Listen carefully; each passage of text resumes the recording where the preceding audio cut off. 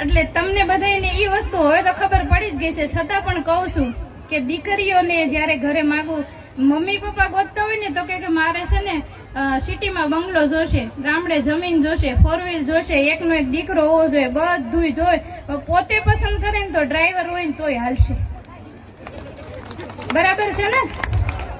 પપ્પા પૂછે કે શું કરે છે છોકરો, તો કે પપ્પા એમ તો પરિવાર સારો છે, કઈ કરે કે ન કરે, પણ 2 ટાઈમ જમવાનું થઈ રહે તો આપણે બીજું શું જોઈએ.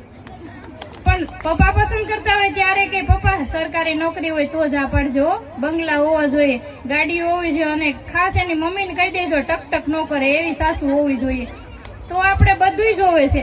છોકરાની માં ટકટક કરે તો આપણને પોસાતું નથી, આપણી માં આખો દિવસ હાવણી લઈને વાંકા વાળે તો એ આપણને ગમે છે. આ કેવી રીતના ચાલશે? દીકરીની માં છે, આપણી મમ્મીને આપણે અપનાવીએ તો દીકરાની મમ્મીને પણ એવી રીતે અપનાવો ને. એકવાર દીકરી થઈને જોવો ને, કઈ માને હાહુ થવું ગમશે? એને પણ માં જ થવું છે ને, કારણ કે રોજ ઘરમાં કજિયા કંકાસ કોને પસંદ છે? અને સરકારી નોકરી તમે કરો, હું એમ કહું દીકરીઓને સક્ષમ બનાવો ને.